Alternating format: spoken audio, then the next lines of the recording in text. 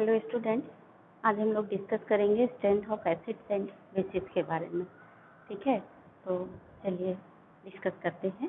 हम लोगों ने अभी आपने पढ़ा था पिछले टर्न पर कि जो सॉल्यूशंस एसिड होते हैं वो ब्लू लिटमस पेपर के साथ रेड कलर ब्लू को रेड में कन्वर्ट कर देते हैं, और जो सॉल्यूशंस बेसिक होते हैं यानी बेसिक इन नेचर होते हैं या बेस होते हैं वो क्या करते हैं, रेड लिटमस पेपर को ब्लू में कन्वर्ट कर देते हैं। ठीक है, तो उससे हमें ये तो पता चल, लिटमस पेपर जब हम यूज करते हैं तो उससे हमें ये पता चल जाता है कि ये सॉल्यूशन एसिडिक है, ये सॉल्यूशन बेस है। बट अगर दो सॉल्यूशन है, दोनों ही एसिडिक है, तो हम उससे ये नहीं बता सकते कि कितना कौन ज़्यादा एसिडिक है, क्योंकि लिटमस पेपर हमको सिर्फ ये बताता है कि ये सॉल्यूशन एसिडिक है, बस।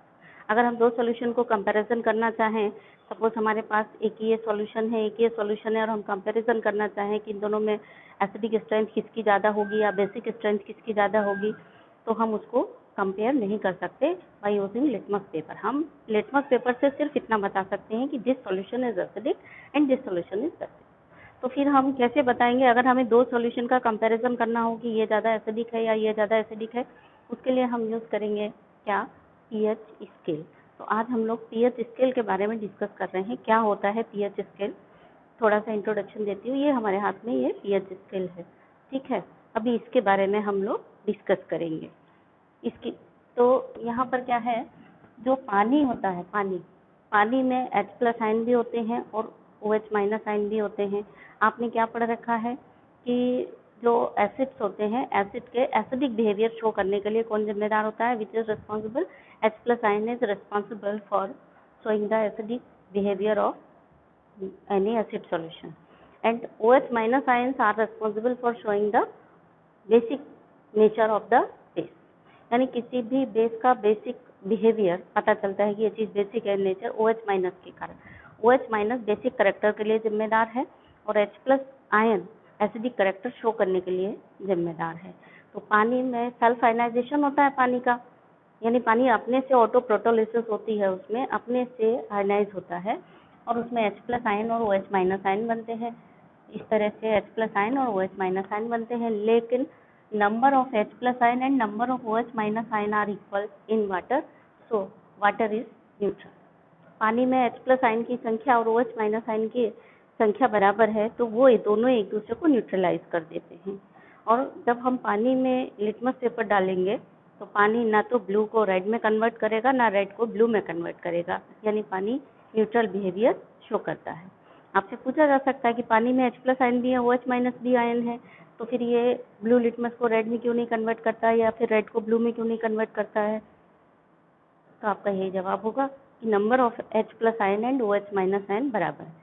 आपको पता है ना, एक H+ एक OH को मार देता है यानी न्यूट्रलाइज कर देता है। तो जब दोनों की संख्या बराबर है, दोनों एक दूसरे को मार देंगे, यानी ना H+ का बिहेवियर शो होगा और ना OH- का बिहेवियर शो होगा, न्यूट्रलाइजेशन हो जाता है। पढ़ा ना आपने न्यूट्रलाइजेशन रिएक्शन में, वही चीज है यहाँ पर। ठीक है ना। The next one is the when acid is dissolved in water, number of H+ ion increase in solution. जब पानी में एसिड डिसॉल्व किया जाता है तो पानी में एसिड जाकर के आयनाइज हो जाता है। अब जो पहले से H+ और OH का बैलेंस था वो बिगड़ जाता है। अब क्या हो जाता है, अब H+ आयन ज़्यादा हो जाते हैं। H+ आयन ज़्यादा हो जाते हैं तो जैसे ही हमने पानी में एसिड को घोला तो पानी एसिडिक बिहेवियर शो करेगा। अब उसको हम लिटमस पेपर पे डालेंगे तो वो ब्लू को रेड में कन्वर्ट कर देगा। क्लियर हो गया। इसी तरह से पानी में अगर हम बेस घोलेंगे, when base is dissolved in water, number of OH- ions increase in solution in comparison to H+ ion, hence the solution becomes basic in nature। जब हम बेस को घोलेंगे पानी में, same thing will happen there, base dissociate होगा, OH- ion देगा। पहले से जो H+ और OH- का बैलेंस था, यानी दोनों इक्वल थे, दोनों एक दूसरे को मार कर खत्म कर रहे थे यानी न्यूट्रलाइज कर रहे थे। यहाँ जैसे ही हमने बेसिक यानी बेस घोला तो number of OH- ion solution में बढ़ गए और that solution will become basic. वो सॉल्यूशन कैसा हो गया, बेसिक हो गया।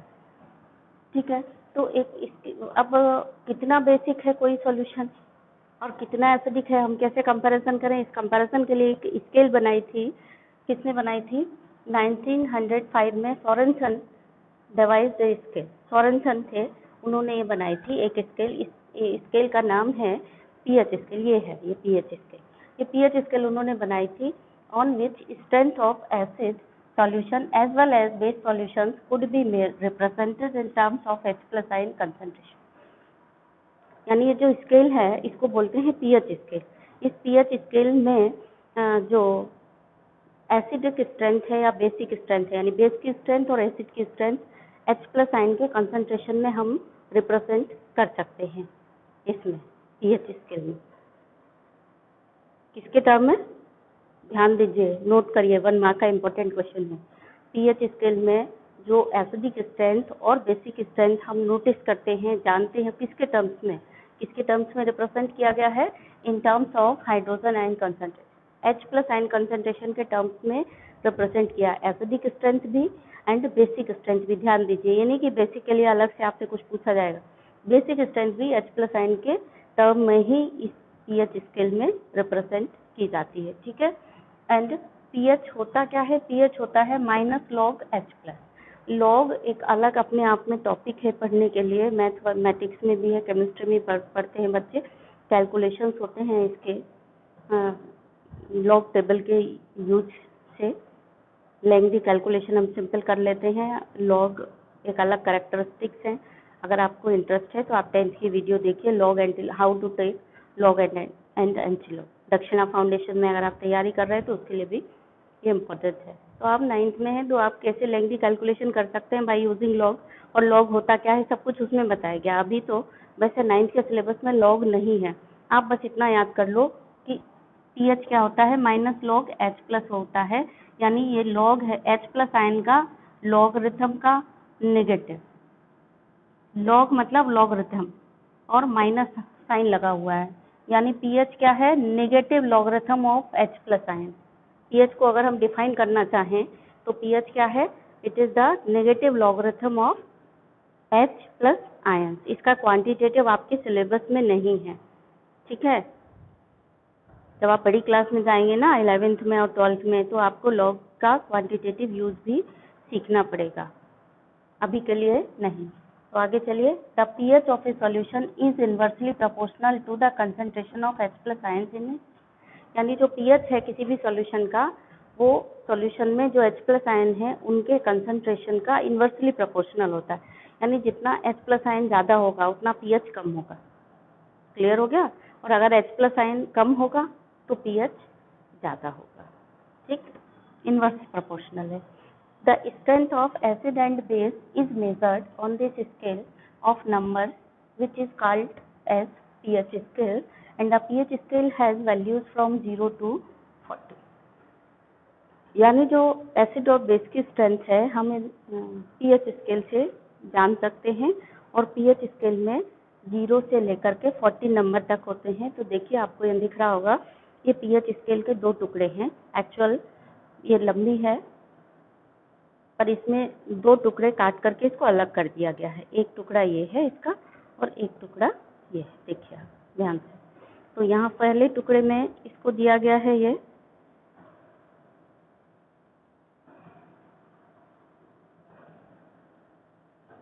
है 1 से 7 तक, और फिर 8 से ये दिया गया है यहाँ पर। इसको ऐसे जोड़ करके ये पीएच स्केल बनाते हैं। ये पीएच स्केल हो गया, दिख रहा है आपको? ये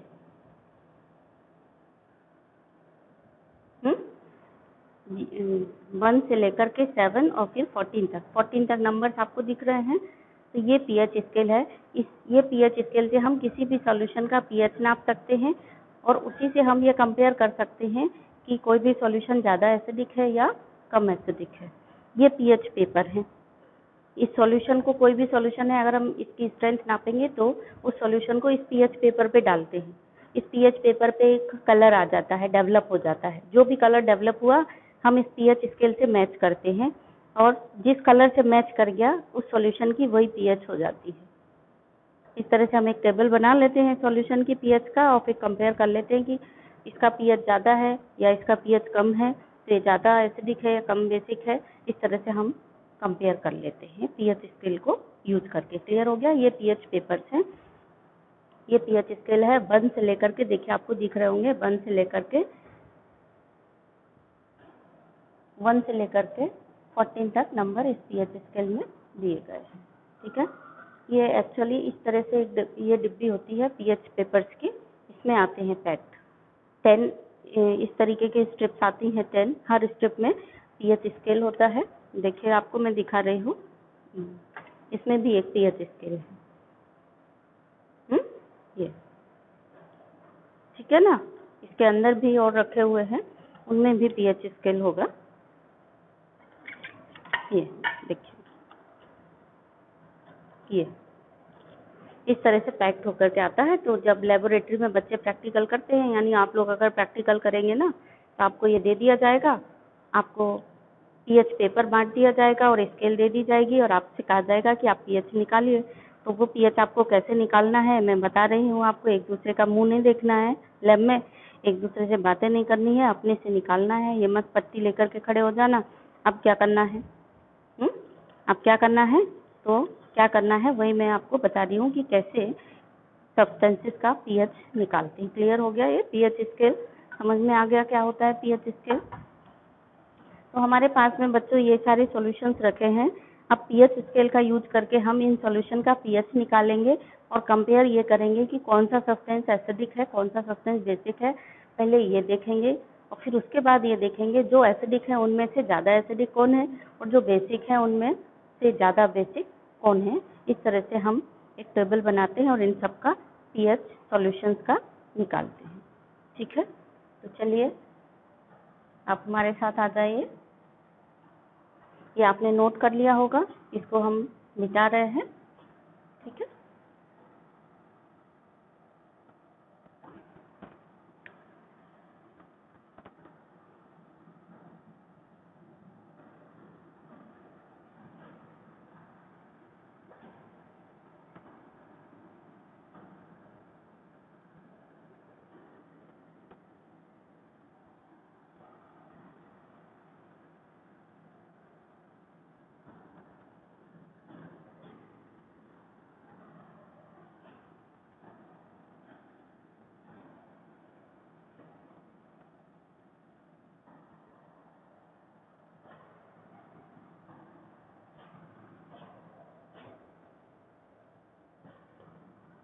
तो हम एक टेबल बना लेंगे बच्चों।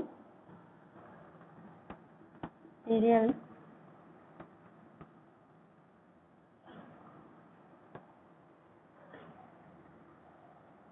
Serial number, name of solution, फिर colour, developed on pH scale, फिर पीएच और फिर नेचर और सॉल्यूशन, यानी सॉल्यूशन किस नेचर का है, एसिडिक है या बेसिक है, ये जान लेंगे हम।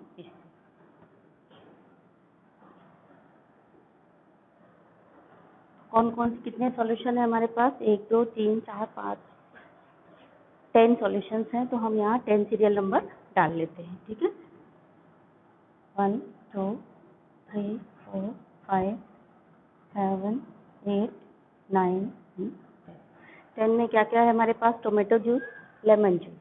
ठीक है,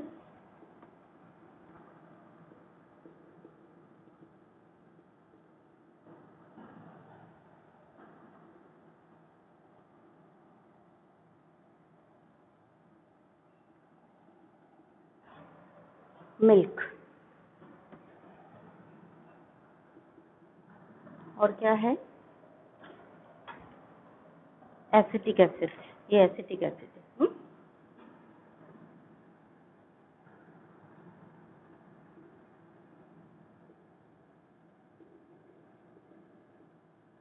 इसी को इथेनोइक एसिड भी बोलते हैं। Then dilute HCl,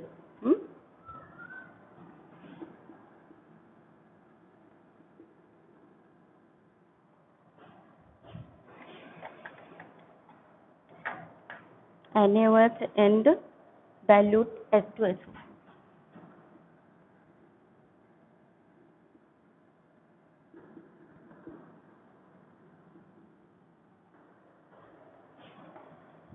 NaHCO3 dilute HNO3, NaHCO3 dilute HNO3 and last one is the NH4OH। इनका हमें pH निकालना है। ठीक, तो सबसे पहले हम क्या करेंगे, ये pH स्केल है ना, ये pH स्केल अपने पास है, इसमें जो भी कलर डेवलप होगा उन सॉल्यूशन पे इस पर मैच कर लेंगे, किस कलर से मैच कर रहा है। जिस कलर वाले pH, इस पट्टी के ऊपर pH भी लिखा हुआ है, जैसे ये पिंक कलर है यहाँ 1 लिखा हुआ है, थोड़ा ऑरेंज पिंक है तो यहाँ 3 लिखा हुआ है, और ज़्यादा ऑरेंज है तो यहाँ 5 लिखा हुआ है। हर पट्टी पर उसका कलर लिखा हुआ है, जिस कलर से मैच करेगा वही pH हो जाएगा उस सॉल्यूशन का। ठीक है, तो ये pH पेपर लेते हैं और एक एक का pH निकालते हैं। ये pH है हमारे पास, ये मेरे पास है टोमेटो, तो इस टोमेटो का हम जूस निकालते हैं। तो अलग ना निकाल के चलिए हम डायरेक्ट इसी पर निकाल देते हैं। आपको ऐसा नहीं करना है, आपको टोमेटो जूस बीकर में दिया जाएगा क्योंकि आप बहुत सारे बच्चे होंगे, है ना, तो आपको ऐसे नहीं करना है। आपको जो बीकर में दिया जाएगा तो बीकर से आप क्या करेंगे, इससे लेंगे ऐसे और इस पर डालेंगे, और उसके बाद जिस बीकर से आपने रॉड निकाला है उसी बीकर में रॉड वापस डालेंगे। ये ध्यान रखेंगे, जिससे दूसरे के लिए pH गड़बड़ ना हो जाए। पता चला आपका pH सही आ गया और दूसरे के लिए आपने दूसरे बीकर का इधर उधर कर दिया तो pH दूसरे का सही नहीं निकलेगा। ये आपको ध्यान रखना है। चलिए मैं तो डायरेक्ट कर रही हूँ, आप देखिए।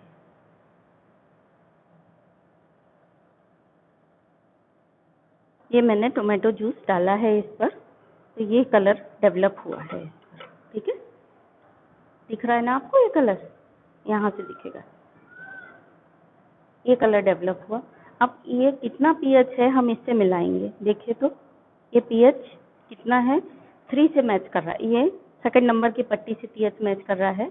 तो हमारे पास ये हैं दोनों पट्टियाँ, दोनों पट्टियों में से किस पट्टी पर ये मैच कर रहा है pH, सेकंड पर, यानी ये pH 3 हो गया। तो हम इसको नोट कर लेंगे, इसको अलग रख देंगे। आप चाहें तो इसको सुखा करके अपनी कॉपी में भी चिपका सकते हैं। यहीं पे कहीं एक और कॉलम बना लीजिए, इसको कलर के साथ चिपका लीजिए, ऐसे भी कर सकते हैं। पर कलर स्टेबल नहीं है, थोड़ी देर में और चेंज हो जाएगा ये। तो इमीडिएट जो कलर आता है, कई बच्चे ऐसे करते हैं कि अभी ले लिया और खड़े हो जाते हैं, बातें करने लगते हैं और तब तक कलर चेंज हो गया, तब तक उन्होंने ऑब्जर्वेशन नहीं किया, फिर कहते हैं कि हमारा नहीं आ रहा है। जैसे आपने ड्रॉप डाली, आपको तुरंत ऑब्जर्वेशन करना है कि क्या है, हा? तो टोमेटो जूस का कैसा कलर आया था, ऑरेंज पिंक या पिंक ऑरेंज बोले, और इसका pH कितना आया था आपका, 3 आया था। तो 3 pH कैसा है, नेचर ऑफ सॉल्यूशन एसिडिक है। हाँ बच्चों, मैं आपको एक बात बताना भूल गई, पिछले जो मैंने मिटा दिया उसमें ध्यान देना, नीचे लास्ट में लिखा भी था मैंने कि pH अगर 7 होगी तो वो सब्सटेंस न्यूट्रल होगा। अगर pH 7 से कम होगी, यानी 0 से लेके 7 के बीच में कहीं पर भी होगी, तो वो वाला सब्सटेंस एसिडिक होगा। और अगर pH 7 से लेकर के 14 के बीच में है तो वो सब्सटेंस बेसिक होगा। ठीक है, एक्चुअल में pH स्केल इस तरह से होती है, ध्यान दीजिए। pH स्केल में हम क्या करते हैं, इस तरह से एक स्केल बना लेते हैं और यहाँ पर इसको, चलो इसको हम बाद में डिस्कस करेंगे, क्योंकि हो सकता है हमारा वहाँ पर आपको कैमरे की नज़र ना पहुँच रही हो तो मेहनत बेकार हो जाएगी। तो इस मिटा करके बाद में हम pH स्केल आपको बताएंगे। ठीक है, चलिए दूसरा एक pH पेपर ले लेते हैं। अब हम इसका निकालते हैं pH। क्या है हमारे हाथ में, ये लेमन जूस। ठीक, तो लेमन जूस हमने डाला इस पर और लेमन जूस का कलर ये आया। अगर आपको नहीं दिख रहा है तो यहाँ देखिए, अब आपको सही दिख रहा होगा। लेमन जूस का कलर कैसा आ गया, पिंक आ गया। और ये कैसा वाला है, ये देखिए 1 pH से मैच कर रहा है ना, यानी स्ट्रॉन्गली एसिडिक है। pH जितना कम होगा उतना ज़्यादा एसिडिक होता जाएगा। pH जैसे जैसे बढ़ता जाएगा 7 तक एसिडिक स्ट्रेंथ कम होता जाएगा। ठीक है, और 7 से लेकर 14 तक बेसिक स्ट्रेंथ बढ़ता जाएगा। आपने व्हाट्सएप में आजकल एक मैसेज घूम रहा है, बहुत सारे कोरोना एक्सपर्ट मैसेज घुमा रहे हैं, जिसमें बताते हैं कि नींबू का pH 9 है और आपको नींबू खाना चाहिए, आपका उससे क्या बढ़ जाएगा, रेजिस्टेंस बढ़ जाएगा और आप बीमार नहीं पड़ेंगे। और आप एवोकेडो खाइए, एवोकेडो का pH 9 होता है, 9.2 होता है। और आप कीनू खाइए, कीनू का pH भी ज़्यादा होता है, कीनू का pH 10 होता है। तो आपका क्या बढ़ जाएगा, इम्यूनिटी सिस्टम स्ट्रॉन्ग हो जाएगा, इम्यूनिटी बढ़ जाएगी। तो बच्चों वो व्हाट्सएप ज्ञान है, उससे एकदम सावधान रहिए। आप खुद का सामने करके देख रहे हैं कि pH कितना आ रहा है। कोई भी खट्टी चीज़ होगी उसका pH 7 से ज़्यादा नहीं होगा। लेकिन मैं 1 महीने से व्हाट्सएप में इस तरीके के मैसेज पढ़ रही हूँ, आपने भी पढ़े होंगे, आपके यहाँ भी आए जरूर होंगे ऐसे मैसेज जिनमें बताया गया होगा नींबू का pH 9 है, आपको नींबू रोज खाना चाहिए। नींबू खाना चाहिए लेकिन उसका pH 9 नहीं है। नींबू को क्यों खाना चाहिए, क्योंकि उसमें विटामिन सी है इसलिए खाना चाहिए, ना कि इसलिए कि pH 9 हो। pH 9 नहीं है नींबू का। कितना pH आपने देखा अभी अभी आपके सामने मैंने निकाला, नींबू का pH कितना आया है, 1 आया है। तो be aware about the WhatsApp ज्ञान।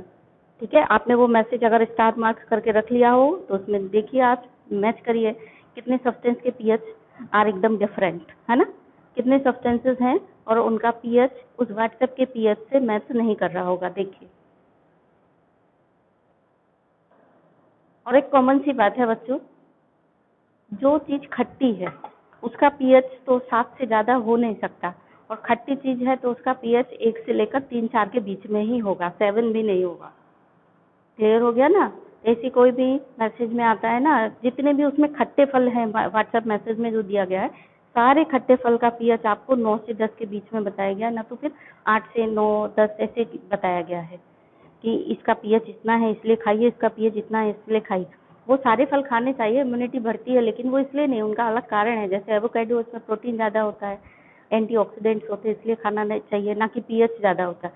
pH का ज़्यादा होने से या कम होने से वो रिलेशन यहाँ पर नहीं है, जो एक तो गलत है, आपको इन्फॉर्मेशन गलत प्रोवाइड की जा रही है। व्हाट्सएप ज्ञान से थोड़ा सा अवेयर रहिए, ठीक है ना।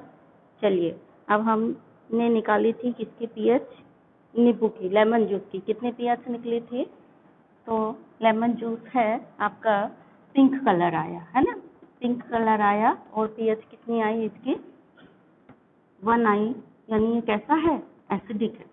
अब वहीं पे हम आपको देखो, मैंने क्या बताया था, pH अगर 7 है तो न्यूट्रल है, और 7 से 0 की तरफ जैसे जैसे बढ़ते हैं वैसे वैसे एसिडिक स्ट्रेंथ बढ़ती है।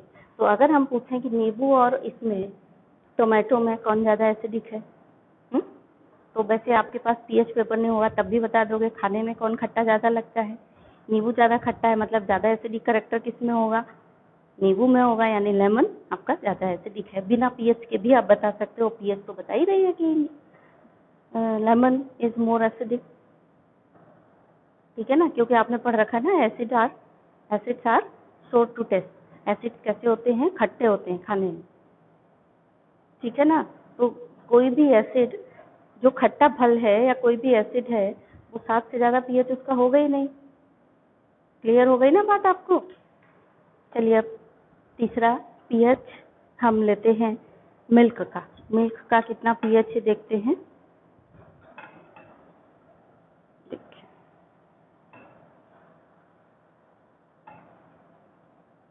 दिख रहा होगा आपको कलर चेंज,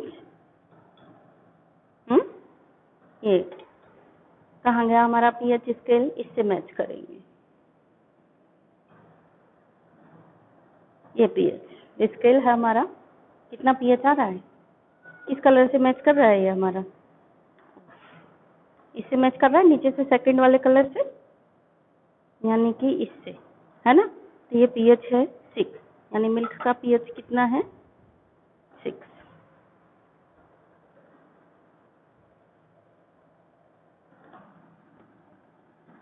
कलर कैसा आया था आपका, येलो।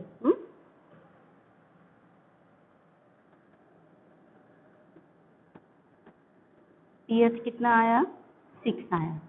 कैसा है, एसिडिक है। कैसा एसिडिक है, स्ट्रॉन्गली एसिडिक है कि वीकली एसिडिक है, एसिडिक है, स्लाइटली एसिडिक है। 7 पे न्यूट्रल होता है और 6 आपका आया है ना, और 6 आया है, हाँ। नीचे आया है, सही है। यानी कैसा दिख रहा है आपको, स्लाइटली एसिड, ठीक है, विटामिन सी होता है। चलिए दूसरा देखिए, ये वाला एसिटिक एसिड, इथेनोइक एसिड, इसके लिए लेते हैं हम, ये हमारा पीएच स्केल रखा हुआ है स्टैंडर्ड, इससे लेंगे, इससे लेते हैं एक और इस पर रखते हैं।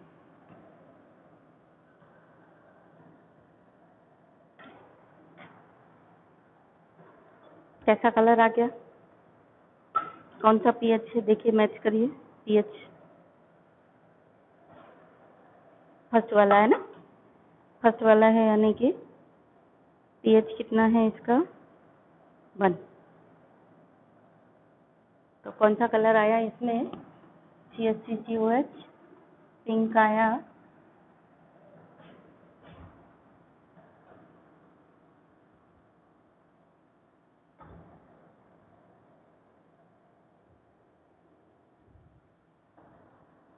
पिंक से और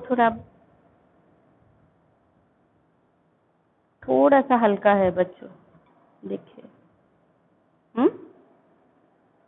स्लाइटली, इसको हम 3 मान करके चलते हैं, एकदम पिंक नहीं है ये, तो ये 3,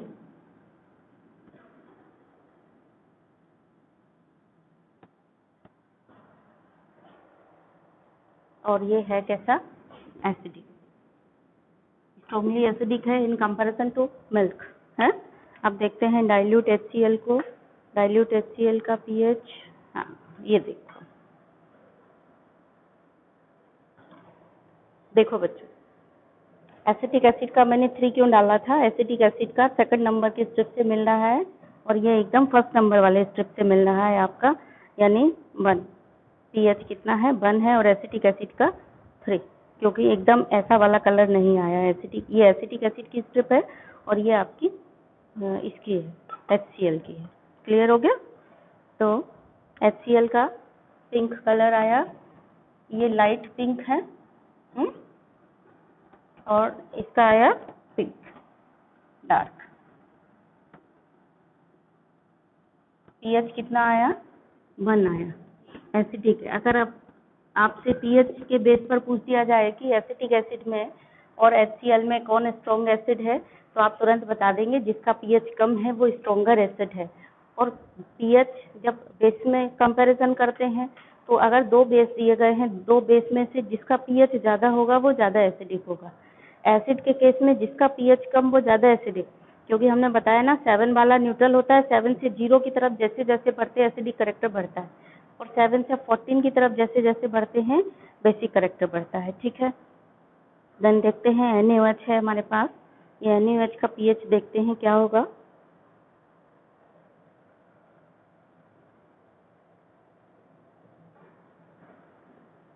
क्या है, व्हाट इज दिस, मैंने कुछ गड़बड़ किया, पिंक कैसे हो गया ये नहीं समझ नहीं पा रही हूँ, मैंने शायद गलत इसमें डाल दिया इसको, है, चलिए दूसरे साइड से डालती हूँ। मैंने HCl में गलती से डुबो दिया था, इसलिए वो पिंक आ गया, इधर से डालते हैं।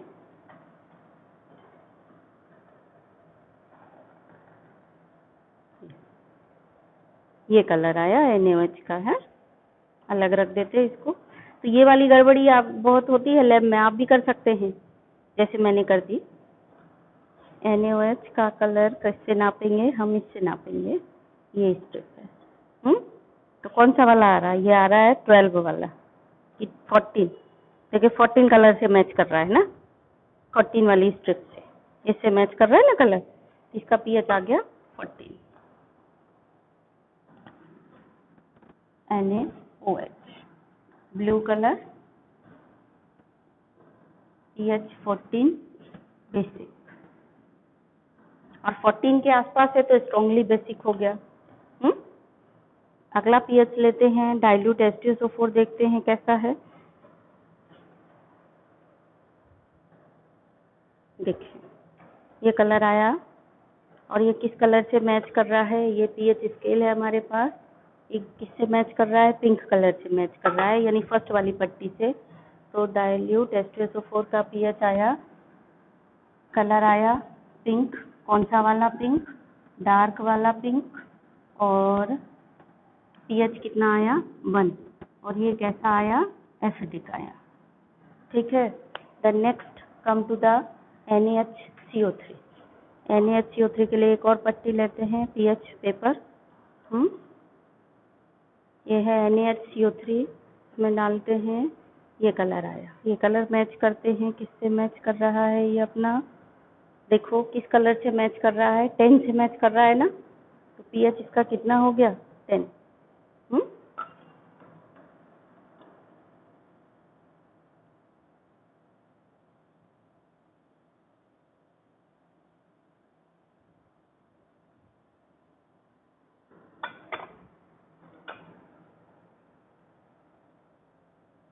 ध्यान से देखिए, ये कलर है और ये 12 से मैच कर रहा है, 10 से नहीं कर रहा है, 12 से मैच कर रहा है। तो इसको अपन मैच करके लिखेंगे, तो ये आ गया हमारा 12 आ गया, यानी NaHCO3 कलर आया कौन सा, ब्लू ग्रीन, है ना। और पीएच आया इसका 12 और ये आया बेसिक। अब यहीं आपसे पूछ दिया जाए, दो बेसिक आपको मिले, कौन सा, एक NaOH और एक NaHCO3, इन दोनों में मोर बेसिक कौन सा है, तो जिसका पीएच ज़्यादा है। बेस में कंपेयर करेंगे तो जिसका पीएच ज़्यादा है वो ज़्यादा बेसिक, एसिड में कंपेयर करेंगे तो जिसका पीएच कम है वो ज़्यादा एसिडिक। ठीक है। अब हम आ गए कहाँ पर, डाइल्यूट HNO3 पर। तो HNO3 को देखिए कौन सा कलर आया है, ये इसमें स्ट्रिप में मैच करिए, एकदम बढ़िया सुंदर सा पिंक कलर आया है फर्स्ट स्ट्रिप वाला, है ना, यानी ये कौन सा है, पीएच इसका 1 हो गया। तो डाइल्यूट NaHNO3 कलर क्या है, पिंक, पीएच 1, एसिड। और या हम कह सकते हैं स्ट्रॉन्गली एसिड, है ना। The next one is the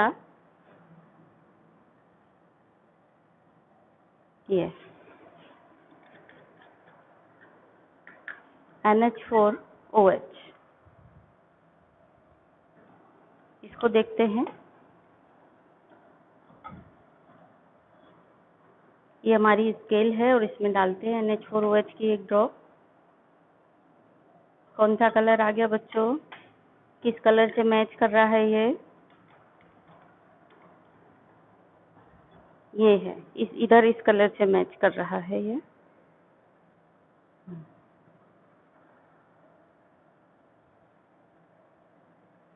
8, 9 से मैच कर रहा है ये। तो और एक बार कंफर्म करते हैं, एकदम ताजी डाल के मैच करते हैं तुरंत से। इमीडिएट डाल करके जो कलर आता है उसी से मैच करते हैं। तो अब हम इसको 8 लिखें कि 9 लिखें, थोड़ा सा कंफ्यूजन है तो हम फिर से एक बार इसको कर लेंगे। ठीक है। तो ये इमीडिएट कलर जो है वो 10 से मैच कर रहा है हमारा, तो हम इसका पीएच कितना आ गया, 10 आ गया। देख लीजिए।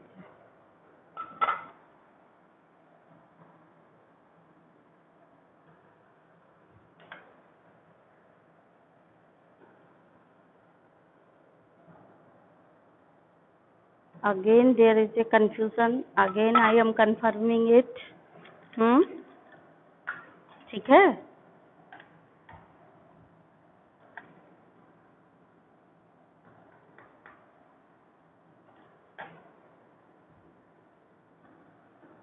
Yes, it is pH 9। ठीक है बच्चों, 9 pH।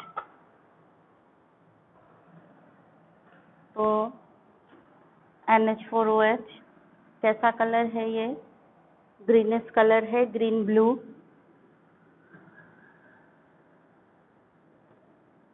pH 9, यानी इसका नेचर कैसा है, बेसिक नेचर। ठीक है, तो ये हो गया।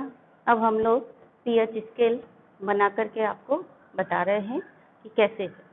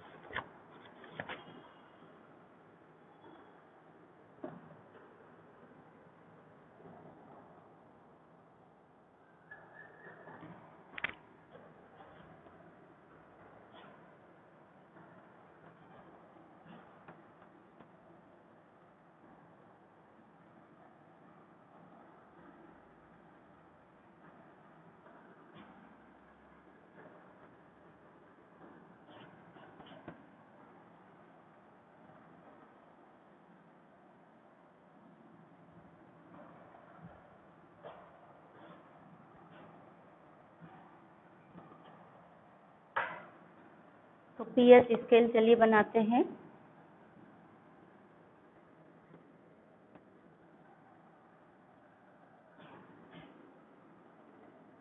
ये बीचों बीच में इसमें कौन सा होता है, 7, ठीक है। फिर 8, 9, 10, 8, 9, 10, 11, 12,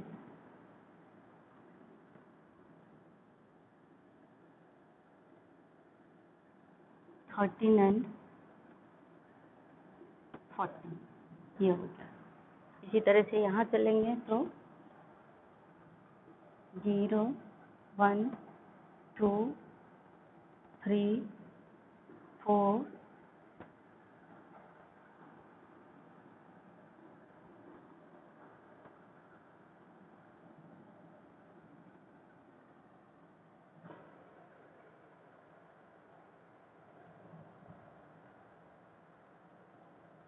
ये हो गया, ठीक है। 7 pH होता है तो क्या मैंने बताया, न्यूट्रल, ठीक है। लेस देन 7 हुआ यानी ये पूरा इलाका कैसा है, एसिडिक। 6 से कम है तो एसिडिक है, और एसिडिक में भी यहाँ पर लेफ्ट टू राइट चलते हैं, यानी 7 से 0 की तरफ चलते हैं, तो इधर क्या होता है, एसिडिक कैरेक्टर इंक्रीज, यानी सबसे ज्यादा कौन सा होगा, इधर स्ट्रांगली एसिडिक मिलेगा, ठीक है। ये वाला कैसा होगा, ये लेस एसिडिक होगा। इधर चलेंगे तो लेस एसिडिक, 7 तक क्लियर हो गई। मतलब यहाँ से यहाँ वाला, इन दोनों में कंपैरिजन करेंगे, अगर हम 5 और 1 में कंपैरिजन करेंगे, इसमें करें और इसमें करें, तो 1 वाला इज स्ट्रांगली एसिडिक, ठीक है। इधर देखिए, यहाँ से इधर चलते हैं तो क्या होता है, basic character increase, right hand side,